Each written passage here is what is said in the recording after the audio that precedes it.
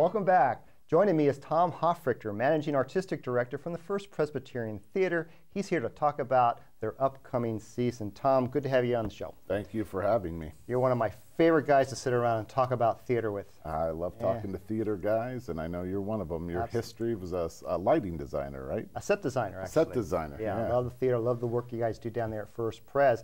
We're going to talk about the season, but actually the season's already started over there at First Pres. You just closed Henry IV not too long ago, Shakespeare's Henry IV. That's a play in two parts. Which part did you do? We actually did them both. What we decided to do, I was looking forward to acting in Shakespeare because I don't get a chance to very much. I've directed most of them. And I came across Jack Canty, who is this incredibly bright guy, IPFW student, and he adapted both parts into one evening, about 2.5 hours. And we originally chose them so I could play Falstaff, and I ended up playing the king. I couldn't pass up being another king. Well, Falstaff though is one of the great roles in Shakespeare's repertoire. What guy did you cast up in that role? Actually, the guy turned out to be a girl. It was Virginia Ralph, and Virginia is one of my favorite actresses in town. She is a woman of immense girth and talent, and Virginia was just hysterical as Falstaff, and I got to speak all the really beautiful poetic speeches, so we had a really good time doing it, and the production went off very well. But that opened our season to great acclaim. So you took Shakespeare's plays, you made two plays into one, and you cast a lady rather than a man. Okay, sounds like you really made a mess of things. We had another lady as a man in there too, but yeah, 2.5 hours, it was funny. The final performance, my neighbors came and saw it, and the first speech of the show, I've got maybe a 20-line speech, and I accidentally didn't say about 10 lines of it, and he was like, that's okay, it was long enough as it was. So. Well, moving on to what's coming up this upcoming weekend, High Hat Hattie. I haven't heard of this play before. Tell us what that's about. This, I hadn't heard of it either. Maggie Cole-Hunter, who is near and dear to your heart, used to work with you guys on this show, and still in the university. One of her dear friends is a playwright from Florida, and about 2 years ago I was scrambling around looking for a play, and she said, I got a friend that has a couple of one-woman shows about these legendary black entertainers, one of them being Hattie McDaniel, who won the Academy Award for Gone with the Wind, and he sent the scripts played up. the maid? Yeah, she played black Mammy. maid. Yeah, played Mammy in Gone with the Wind. And actually, not only the first woman, first black American to win an Academy Award, one of the first ones to even be allowed into the theater. We're talking about 1939. Yeah.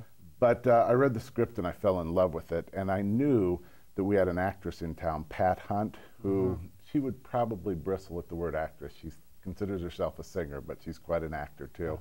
But Pat will be doing this one-woman show. It's a musical biography. She sings a lot of the things that Hattie sang in the movies, because Hattie also was in Showboat. She played Queenie and sang, "Sooner or later you're gonna be coming around." That's a song of the South. And all these great music, this great music, so it's woven in her story. So it's an evening that celebrates Hattie McDaniel in the theater. Yeah, I bet it was pretty tough. I mean, for an African-American actress to break into the movies back then. And, well, and it must be an amazing story. After she won the Academy Award, there were a number of people inside the NAACP who were unhappy with the kind of roles, the way black people were being depicted. And so they kind of took it out on the actors who were taking the only roles that were being offered. It wasn't their fault that there weren't more three-dimensional characters. So it takes us through her journey through that too. And what's amazing to me is that she actually managed to take that role and win an Academy Award for it. And this is a woman who, sounds like a very, very touching, moving story. Oh, it's beautiful. And a little bit of American history thrown in. Now it's serious. You know, is this children okay to come to this? Or yeah, I absolutely, I think so. Again, it's always hard for me to determine what a parent wants their child to see and not. But most of the hot button issues like language or adult sexual content are not part of what's going on in this play. And it sounds like there's some good music. There's some great music, and Pat she's a treasure. She's a Fort Wayne treasure. Okay, and that opens on October 13th. For our holiday play, we're doing Christmas Carol American style. Well, it's an adaptation of A Christmas Carol. About 1.5 years ago, I was down in Florida doing Much Ado About Nothing, and the guy that played Benedict runs a theater in Los Angeles. He and his writing partner had just adapted A Christmas Carol to 1907 Chicago. It was called A Chicago Christmas Carol, and since they've retitled it An American Christmas Carol. It's a musical that tells the Dickens story, but it also kind of collides with, if anybody knows the novel The Jungle, it's kind of that early 20th century Chicago meat packing. That's Upton Sinclair? Yes, yeah, okay. Upton Sinclair. But it shows what happens when the urban life grinds people to a pulp, and those who have everything refuse to help anybody. And so I think it's a really timely play, but it's a musical. There's some really delightful songs and some fun songs, but it does, if you really reread Dickens' novel, it's kind of a dark picture of Victorian England until Scrooge has his big turnaround, and Scrooge has his moment where he realizes that there are rewards to being a decent human being. It's really one of the best plays ever. It's beautiful. One of the best, especially for the holiday season when, you know, let's face it, in this day and age, it's kind of a material situation we have here in the world. Right. And that you know, Christmas or whatever holiday that you celebrate, whatever religion you are, it's really more about not yourself, but being good to other people. And I think that play tells that story. And I would argue, too, it's because even though it's not a Christian story, it is a story of a man who is given the chance for redemption, and he takes it. And what could be more Christian than that story? Absolutely. Now you have, starting in January, I believe, you have 2 one-woman shows, shows coming back to back, starting with the Year of Thinking Magically. Year of Magical Thinking. Magical Thinking by Joan Didion. Famous book by a famous writer turned into a play. Tell us a little bit about that. Again, the seasons come about under weird circumstances. I just happened to be in Chicago, and I just happened to have an afternoon free, and I couldn't find anything I really wanted to see. And I thought, I'll go to the Court Theater, The Year of Magical Thinking. It has a catchy title. I got there as a one-woman show. I was kind of disappointed. And then I sat there for probably about an hour and a half, hour 35, and was spellbound by this story. Powerful stuff. Yeah, I had never read the Joan Didion book, but Joan Didion, The Year of Magical Thinking, takes us through the year after her husband dies.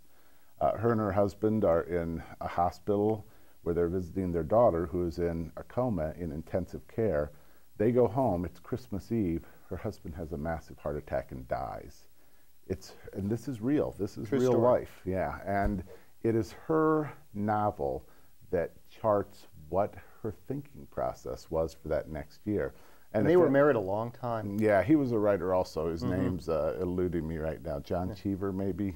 But anyway, what struck me when I watched it was anybody who's ever lost anybody, on the outside you try to appear normal, but on the inside there's all this kind of crazy thought going on. And as a brilliant writer, she's able to document her crazy thought. One of my favorite parts of the book is she talks about when it's time to empty the closets and giving away all his clothes. And she packs up all his clothes, but she can't give away the shoes because when he comes home, he'll need these shoes.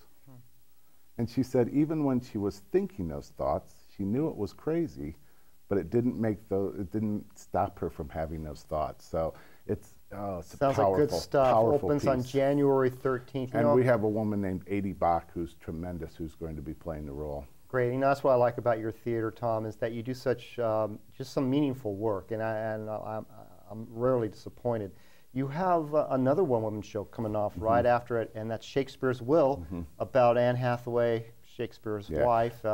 And actually, those 2 shows are running in rotating rep. Okay. So they'll be running during the same period. So when later you see the graphic, perhaps, that shows the dates, that's not a mistake. They do run at the same time in January.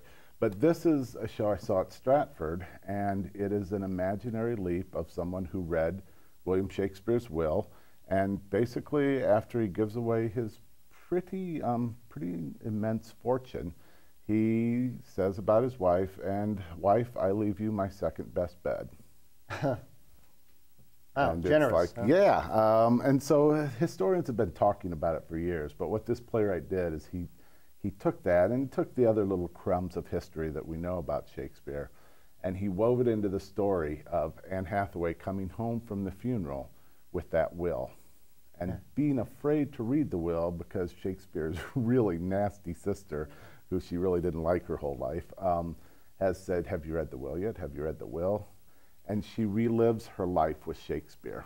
Oh my gosh, sounds like another great play. Again, it's one another woman play, and it works with the Year of Magical Thinking because both of them are about women who have just experienced loss. And one of them has experienced loss from a soulmate, and another one has experienced loss from someone who she's lost, who's become distant because Shakespeare was in the city most of the time. And the actress I have is the most terrific actress in the universe. It's my wife, Nancy Carthall. Wow, perfect casting. So, yeah, Nancy's really quite good. Tom, that's all the time we have for now. It's always great talking to you and seeing your work at First Presbyterian Theater. So we'll have you on again to talk about the rest of the season soon. I would love to come back. Okay. For more information about the First Presbyterian Theater and how you can get tickets to their shows, visit firstpresbyteriantheater.com or call 422-6329. Arts Weekly airs every week, Tuesday through Thursday on College Access Television and most Sundays on WFWA PBS 39. And you can see us all the time on YouTube and Facebook and follow us on Twitter. I'm Chuck O'Connor. Thanks for tuning into Arts Weekly. Join me next week with guests Yu-Jung He and Deb Washler from ArtLink.